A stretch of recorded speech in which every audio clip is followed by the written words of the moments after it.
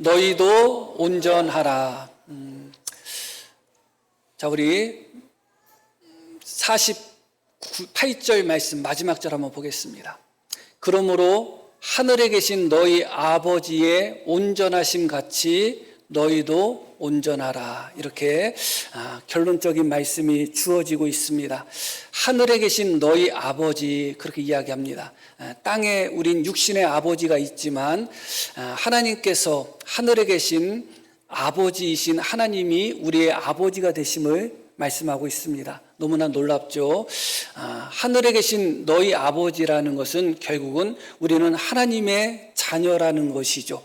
그리고 하나님께서는 온전하시다는 겁니다. 아버지의 온전하심 같이 너희도 온전하라, 그렇게 말씀하고 있습니다. 그러니까 땅에 있는 아버지를 닮아가는 삶이 아니라 하나님, 하늘에 계신 아버지를 닮아가는 삶을 살 것을 이야기하고 있고, 하늘에 계신 아버지는 온전하신 분이시기 때문에 너희도 하나님의 아들이기 때문에 온전하게 살라, 온전함을 성취하라, 그렇게 말씀하고 있는 것입니다. 이 말씀은 예수님을 믿는 하나님의 자녀들에게 주시는 말씀이죠. 그러나 사실은 온전함은 예수님을 믿는 하나님의 자녀뿐만 아니라 사실은 모든 사람들에게 하나님께서 요구하신 기준이었다는 것을 기억할 필요가 있습니다. 왜 그런가?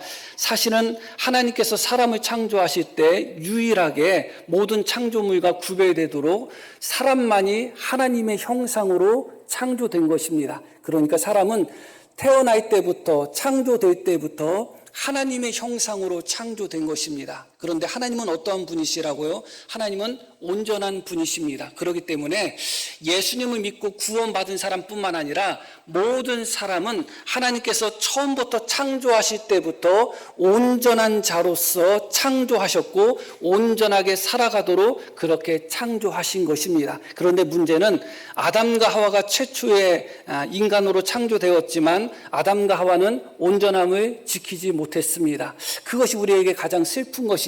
아담과 하와가 온전함을 지키고 하나님의 말씀에 순종하는 삶을 살았다면 지금의 이런 모습이, 이런 세계가 펼쳐지지는 않았겠죠. 그러나 불행하게도 온전하도록 그렇게 창조되었던, 하나님의 형상으로 창조되었던 아담과 하와는 하나님의 형상을 닮아 온전함을 이루었어야 되지만 그러지 못했습니다. 부족함이 보였습니다. 불순종이 보였습니다. 하나님을 향한 배반과 하나님을 향한 불신앙, 불순종이 아담과 하와에게 나타났습니다.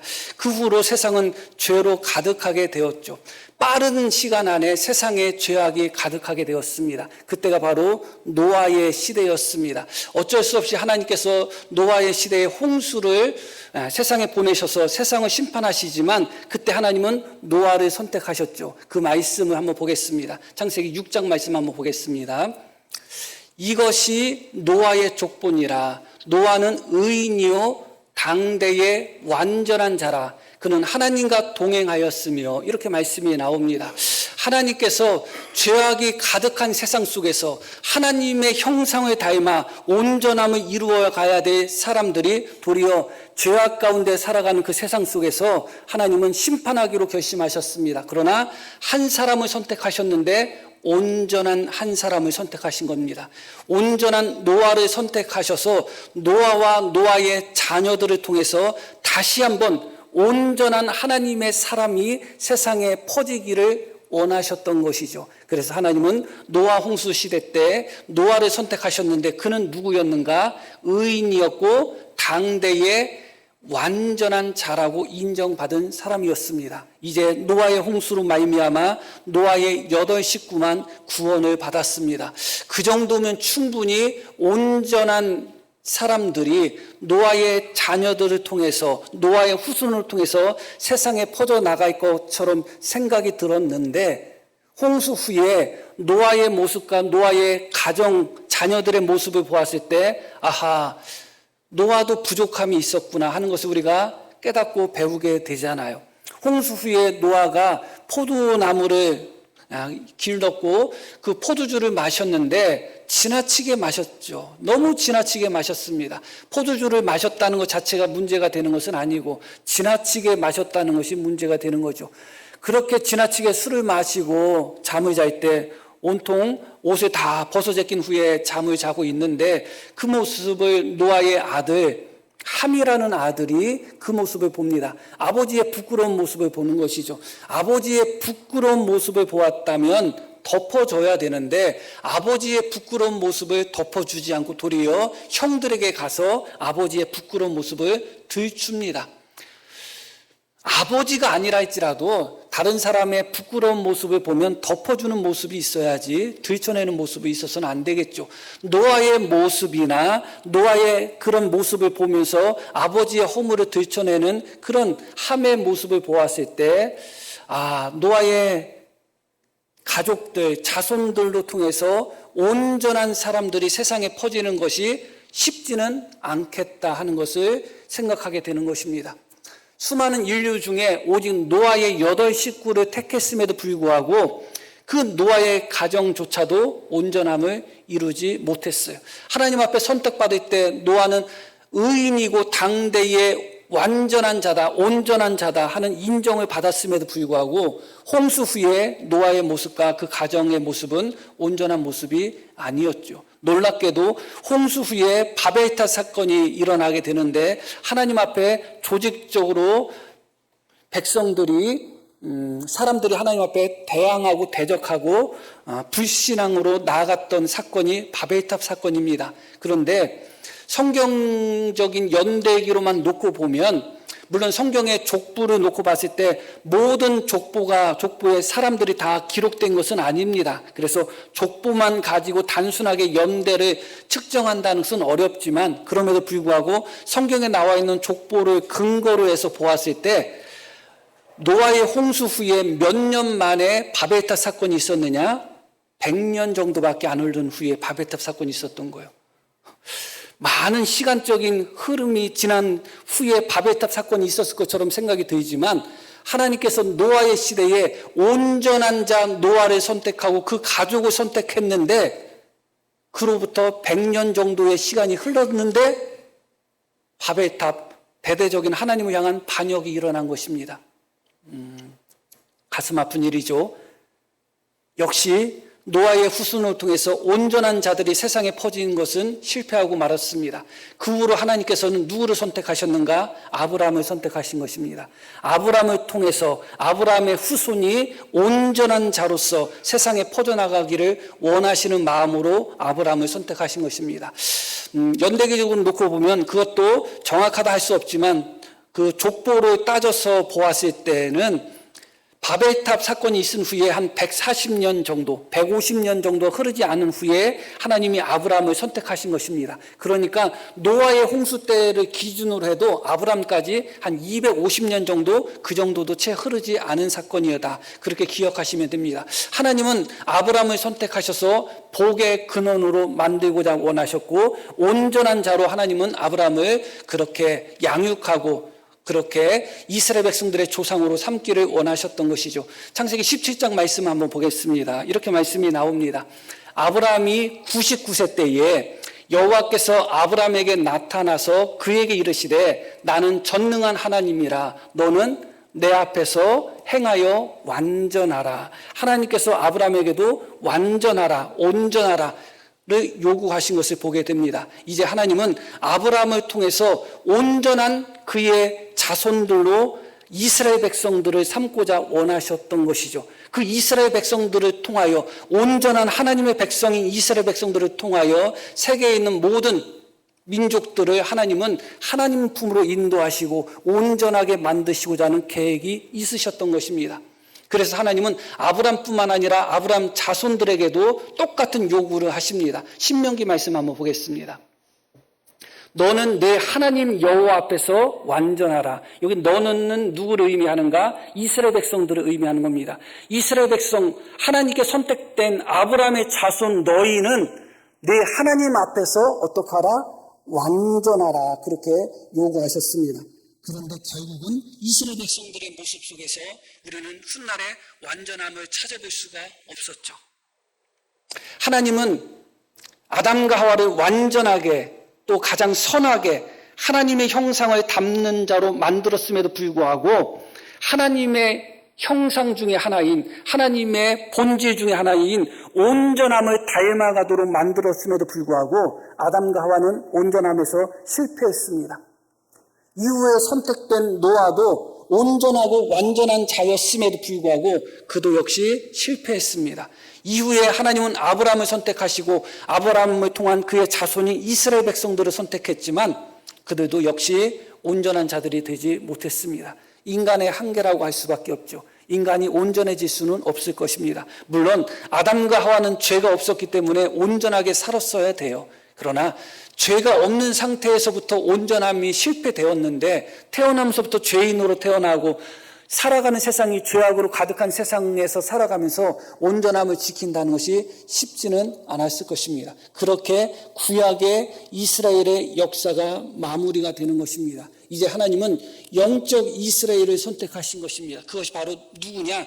교회를 의미하는 것입니다. 이제는 예수님의 십자가의 보혈로 말미암아 십자가의 구속으로 말미암아 하나님의 자녀를 삼으셔서 그들로 하여금 세상의 빛으로, 그들로 하여금 세상의 소금으로, 그들로 하여금 믿지 않는 세상 사람들에게서 하나님의 자녀로서 온전함을 이루어 가도록 이제 하나님은 예수님을 통하여 선택된 자들을 구원하셨던 것입니다. 우리가 선택받았다면, 우리가 구원받았다면 하나님이 우리를 선택하시고 구원하신 이유와 목적이 여러 가지가 있겠죠. 그러나 본질적이고 현저한 것은 무엇이냐면 세상에서 살아갈 때 하나님의 자녀로서 온전함을 이루도록, 그것이 하나님을 닮아가는 모습이기 때문에 하늘에 계신 너희 아버지가 온전한 것처럼 너희도 온전하라는 것처럼 하나님께서 우리를 선택하시고 예수님을 통하여 구원하신 목적은 결국은 우리로 하여금 온전함을 회복하기 위한 목적이었다. 그것이 바로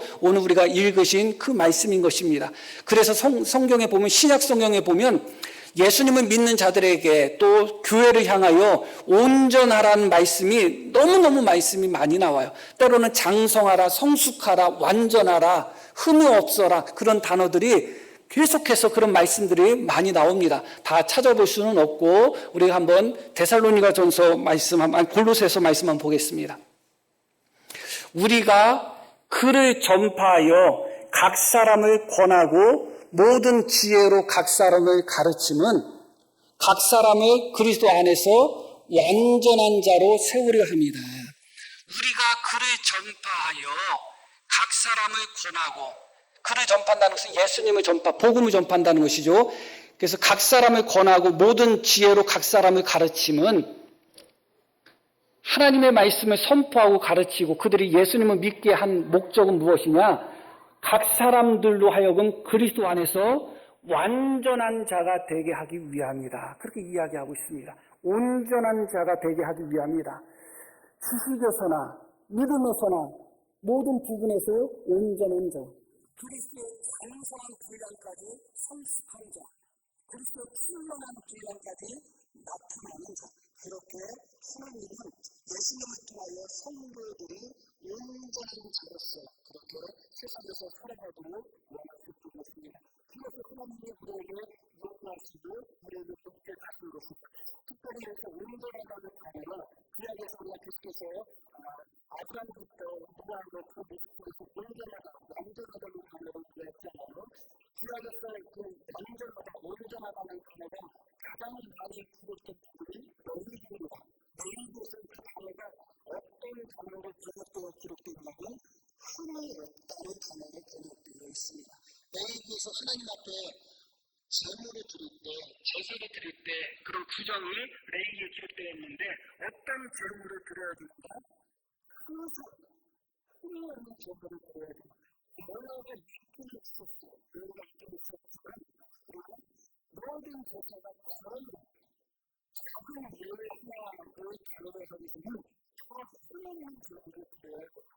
그래서 항상 하나님 앞에 제사를 드리는 자에게 있어서는 제사를 드리는 그 행위보다 더 중요한 것이 흠없는 제물을 준비하는 것입니다. 그 흠없는 제물은 제물을 드리는 그 사람을 대신하여 하나님 앞에 바쳐주는 것입니다. 무엇을 의미하는가? 하나님 앞에 자신을 드리고자 하지만 하나님 앞에 자신을 드리고 하나님을 섬기는 자들은 항상 흠이 없어야 되는 이야기하는 겁니다. 온전해야 되는 이야기는 신학에서 대사님과 전사를 보냈습니다. 우리가 이렇게 표현하고 있습니다. 평강의 하나님이 큰 너희를 온전히 거룩하게 하시고, 온전히가 나오고, 온전히 거룩하게 하시고, 또 너희를 온 영과 혼과 모든 우리 주 예수 그리스도께서 강림하실 때에 흠없게 보존되기를 원하노라. 이렇게 말씀하고 있습니다. 이제는 예수님을 믿는 자들은 하나님 앞에 흠없는 증인이 되어야 되는 것입니다. 하나님 앞에 온전한 자들이 되어야 되는 것입니다. 마치 구약의 제물들이, 제사의 사람들의 제물들이 흠없는 제물이 하나님 앞에 연락되고 드려진 것처럼 우리도 흠없는 자로서, 온전한 자로서 하나님 앞에 드려져야 되는 것입니다. 그런 부분에 하나님의 섬김과 하나님께 충성하게 되고자 하는 자는 부끄럽고 없는 일꾼으로 인정된 자로서 자신을 하나님 앞에 드리고 충성해야 되는 것입니다.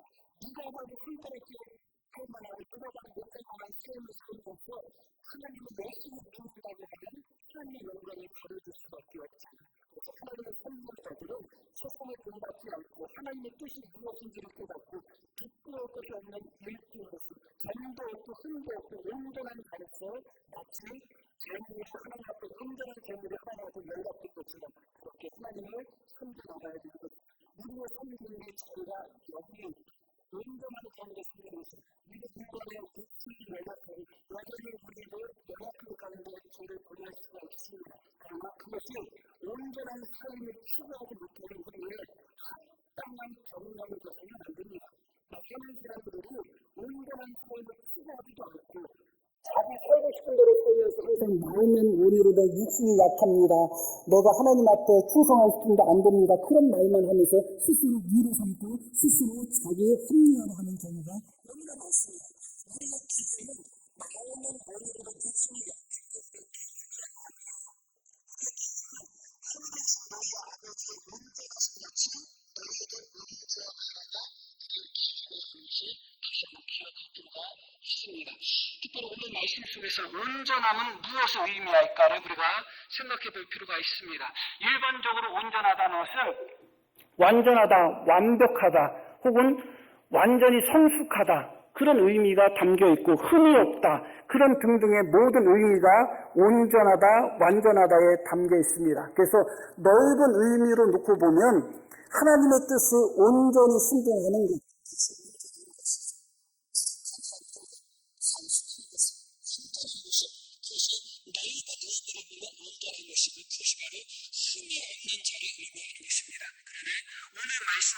본문 속에서 온전함은 조금 더 좁은 의미로 사용됩니다. 넓은 의미의 온전함도 포함이 되지만 좁은 의미로 사용이 됩니다. 자, 한번 45절 말씀 한번 보겠습니다.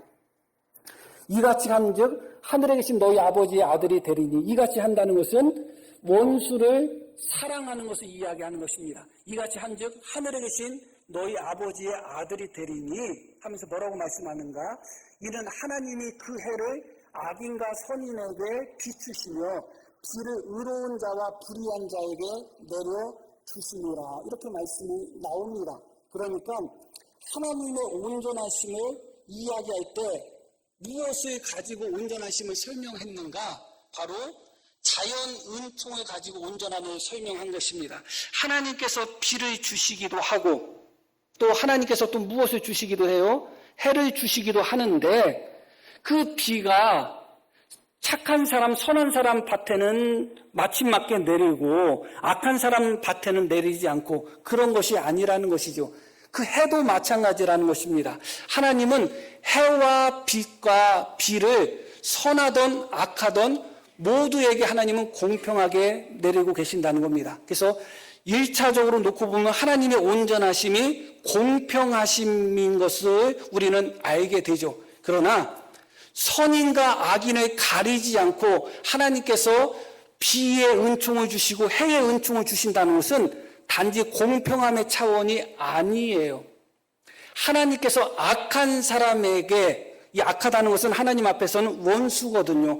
하나님의 원수, 죄로 말미암아 원수되었던 자들에게 하나님께서 비를 주시고 또 해를 주시는 그런 은총을 베푸신다는 것은 그것은 하나님의 공평 차원이 아니라 하나님의 원수 사랑을 보여주고 있는 것입니다. 이 말씀 속에서 악하다는 것은 하나님의 원수됨을 이야기하고 있는 것입니다. 하나님은 악한 자들에게, 죄로 말미암아 하나님과 원수된 자들에게도 하나님은 공평하게 해와 비를 내려주시는 하나님이다. 그렇게 이야기하고 있는 것이죠. 여기서 우리가 생각해 볼 것은 무엇이냐? 우리가 이렇게 언뜻 생각할 수가 있죠. 하나님의 사랑이 예수님을 믿는 사람과 믿지 않는 사람에게 똑같이 임하는가? 똑같이 임하지는 않아요. 예수님을 믿는 사람들에게는 아버지로서의 사랑이 임합니다. 그 아버지로서의 사랑은 무엇이에요? 독생자이신 예수님까지도 주시면서까지 구원하시고자 하는 그 사랑이에요. 그러니까 우리는 세상 사람들과 똑같이 비와 또 해와 같은 그런 자연 은총을 세상 사람들과 똑같이 받고는 있지만 사실은 세상 사람들은 거기까지 하나님의 사랑을 받는 존재이고 우리는 아버지로서의 사랑을 받는 존재예요. 독생자까지 우리를 위하여 십자가에 못 박으실 정도의 그 사랑을 우리는 받는 존재다. 그래서 세상 사람들과 동일한 사랑은 아닙니다.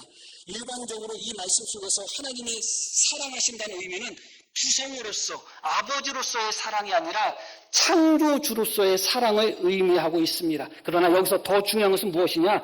우리가 언뜻 생각할 때 그렇게 예수님을 믿는 하나님의 자녀인 우리와 믿지 않고 하나님께 불순종하는 세상 사람들과 똑같이 하나님이 똑같이 은총을 베푸는 것은 불합리하지 않을까 그렇게 생각을 하게 되죠.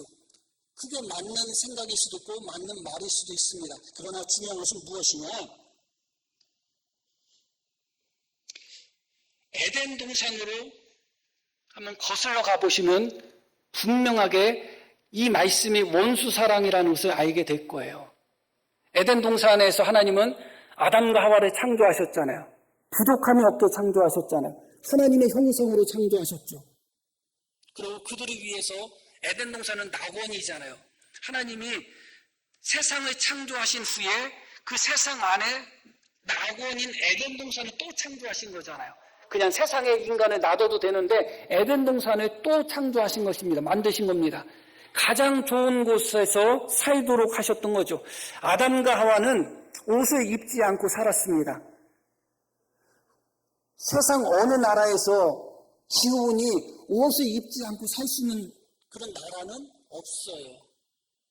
없어요, 사실은. 아침에 나올 때 쌀쌀하다가 점심 때는 뜨거웠다가 또 저녁 때는 또 쌀쌀해질 수 있죠. 하루에도 그래요.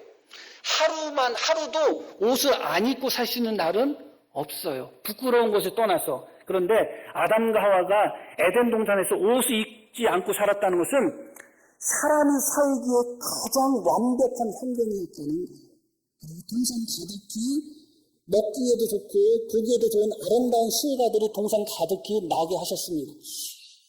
그들에게 큰 모든에서 2m를 먹으라고 했는데 고기를 좋아하는 사람들은 난 과일만 먹고 못 사는데 난 에덴 동산에서 태어났으면 큰일 날 뻔했다 생각하겠지만 처음 창조되었을 때 사람은 과일을 먹도록 창조되었습니다. 고기에 대한 욕구 자체가 없어요. 그러니까 고기 못 먹어서 어떻게 그런 걱정은 안 하셔도 돼요.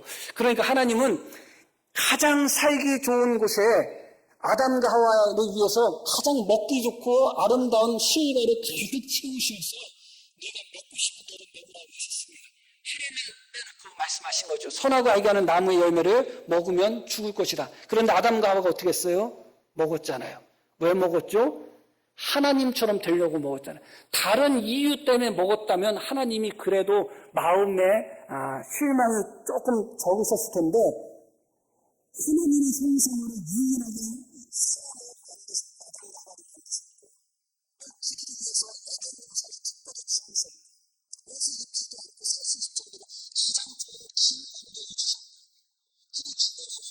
넘쳐나도록 하시고 딱 한 가지만 하나님이 명령하셨는데 선하고 알게 하는 나무 열매를 먹으면 너희가 죽을 것이라. 너희가 죽으니까 먹지 말라는 거 한 가지잖아요. 그것도 너희가 죽을 거니까 먹지 말라는 것이 하나님이 잘못될 거니까 먹지 말라는 게 아니었잖아요.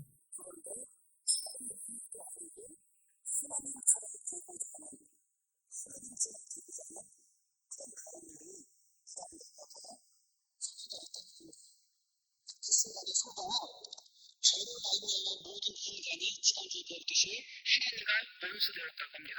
모든 사람이 죄를 범했음에 모든 사람이 죄를 범했다는 것은 예수 믿는 우리도 사실은 원래는 하나님과 죄로 말미암아 원수된 그 위치가 그겁니다.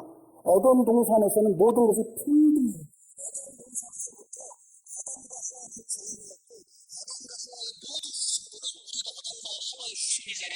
태어나면서부터 이미 죄인으로 태어난 겁니다. 지금 우리가 예수님을 믿어 지금 우리가 하나님을 아버지라고 부르지만 본질적으로는 모든 인간은 우리를 포함한 모든 사람들은 이미 죄인이고 그 죄로 말미암아 하나님과 원수되었던 관계예요. 지난주에 배웠듯이 실상은 지금 우리가 하나님 앞에 하나님을 아버지라 부른다 할지라도 원래는 본질은 우리도 하나님과 원수되었던 자라는 거죠. 그런데 하나님은 어떻게 하셨어요? 그 아담과 하와를 위해서 어떻게 하셨나요? 창세기 3장 말씀 한번 보겠습니다. 이렇게 말씀이 나오죠. 너무 유명한 말씀이죠. 여호와 하나님이 아담과 그의 아내를 위하여 하나님처럼 되고자 반역했던 그렇게 괘씸한 아담과 하와를 위하여 가죽옷을 지어 입히셨다. 너무 놀라운 말씀이에요. 사실은 아담과 하와의 죄로 말미암아 죄가 세상에 들어왔고 죄로 말미암아 자연 환경부터 모든 것이 훼손되기 시작했습니다. 오염되기 시작했습니다. 그런 세상에서 아담과 하와가 살아가야 돼요. 앞으로는 옷을 입지 않아도 되는 에덴 동산에서가 아니라 어쩔 수 없이 옷을 입고 살아도 춥고 옷을 입고 살아도 때로는 덥고 힘든 그런 세상에서 아담과 하와가 살아가야 돼요. 그런데 그런 아담과 하와가 입고 있었던 옷은 뭐예요? 무화과 이파리, 남은 이파리로 만든 치마밖에 없었어요. 그들이 만든 치마가 세상에서 살아갈 때 얼마나 도움이 되겠어요? 춥고 덥고 험한 세상에 살아갈 때 나뭇잎으로 만든 치마가 그들을 얼마나 보호하고 얼마나 지켜주고 얼마나 따뜻하게 만들겠어요. 하나님은 아담과 하와가 죄로 말미암아 범하여서 죄로 말미암아 오염시킨 이 세상에서 살아가야 되는 아담과 하와를 생각하셔서 그들을 위해서 가죽옷을 지어 입히신 겁니다. 처음부터 하나님은 원수 사랑이셨던 겁니다. 거기서부터 시작이 되는 겁니다. 죄인 아닌 사람이 어디 있어요? 다 죄인이었잖아요. 죄로 말미암아 하나님과 원수되었다고 하면 하나님과 원수 안 되었던 사람이 어디 있어요? 그런데 놀랍게도 우리는 하나님과 원수되었던 사람들이었음에도 불구하고 놀랍게도 어떻게 했다는 거예요? 하나님께서 원수되었던 우리를 하나님의 자녀로 삼아주신 거잖아요. 그것이 바로 성경에서는 우리는 빚진 자라고 이야기하는 것입니다. 똑같이 세상 사람들과 원수되었던 사람들인 것입니다. 그런데 하나님은 그렇게 똑같이 원수되었던 자들을 하나님은 사랑하셨고 특별히 예수님을 믿는 우리에게는 아버지로서의 사랑을 보여주고 계신다는 것을 깊이 깨닫고 기억할 필요가 있겠죠. 갈라디아서 말씀 한번 보겠습니다.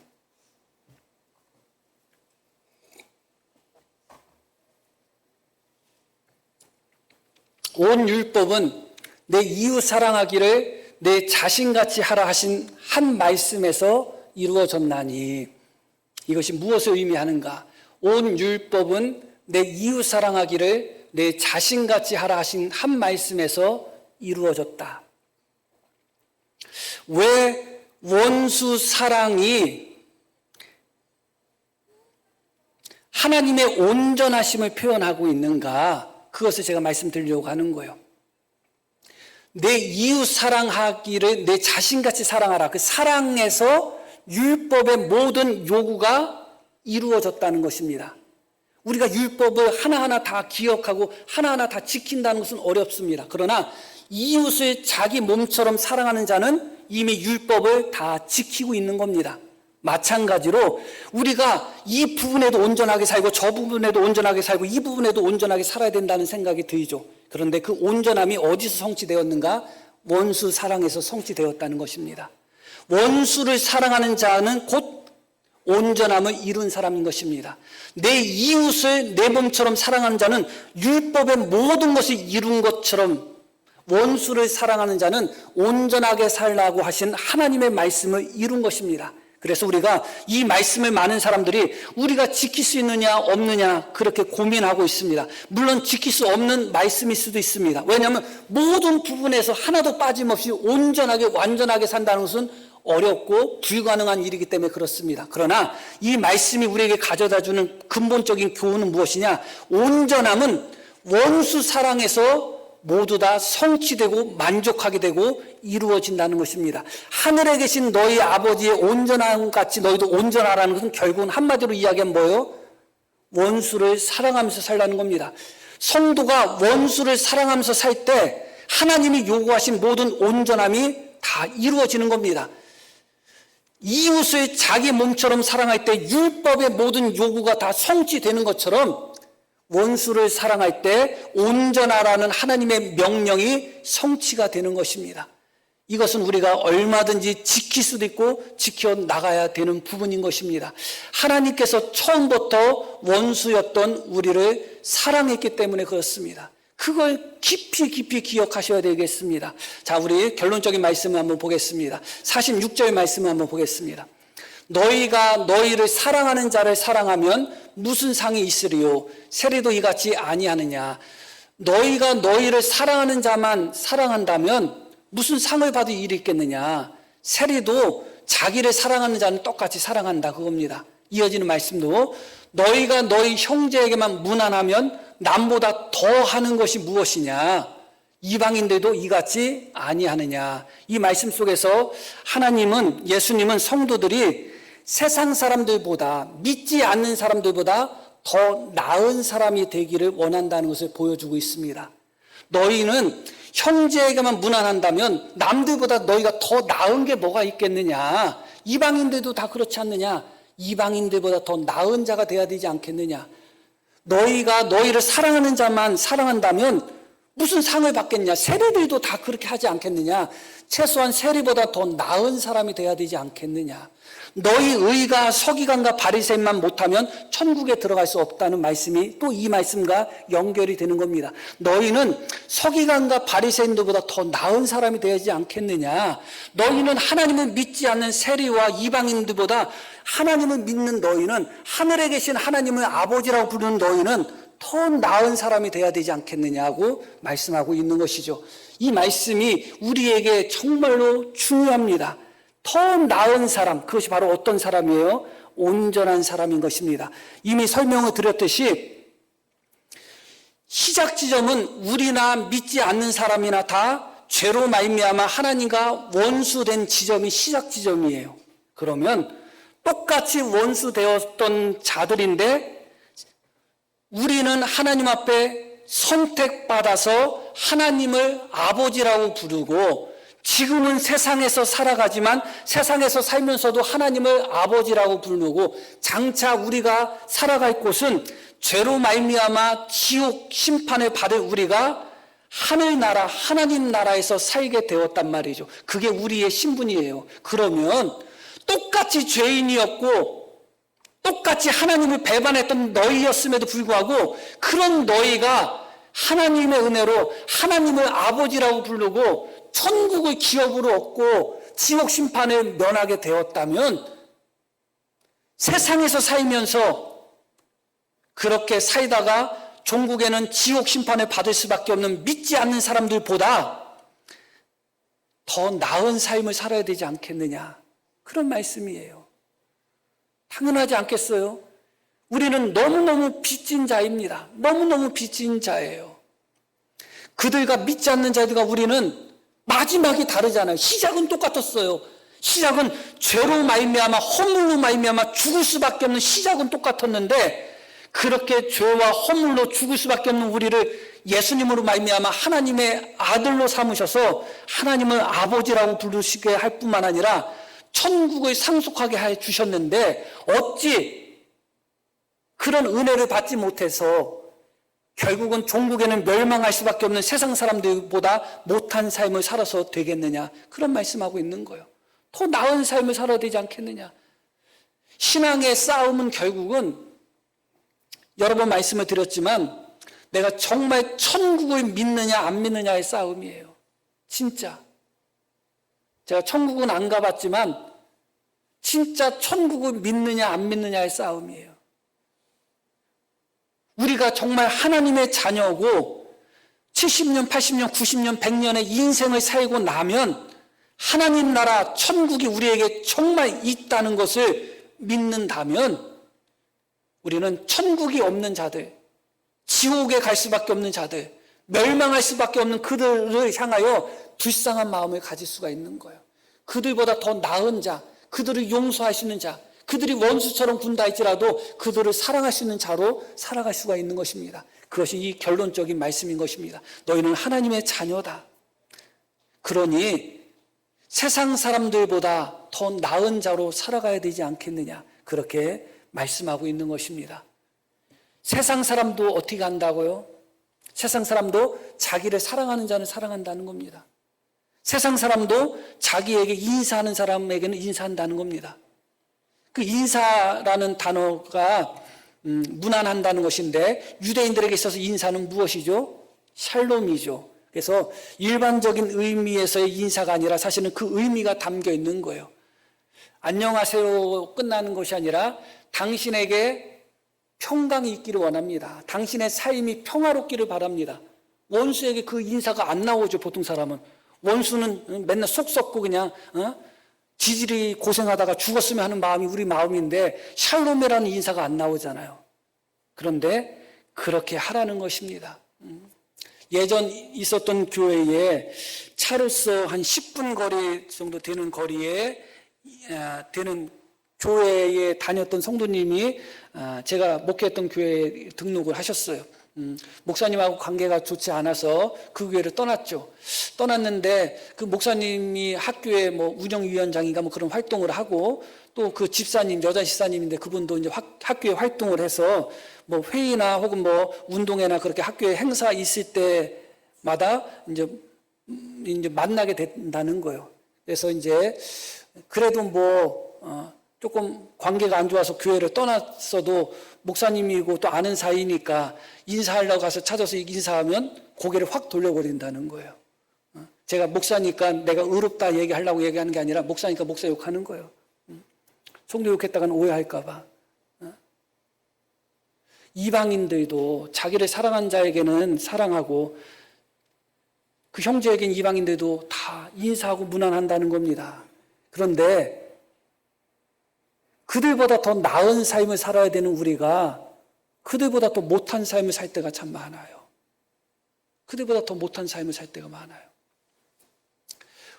온전함은 원수 사랑에서 이루어진다는 것을 기억할 필요가 있습니다. 그리고 우리는 하나님의 자녀로서 천국을 상속할 자들이기 때문에 세상 사람들보다 더 나은 삶을 살 책임이 있고 그런 의무가 있다는 것을 다시 한번 기억하기를 소망합니다. 자, 우리 들으신 말씀 기억하면서 함께 기도하겠습니다.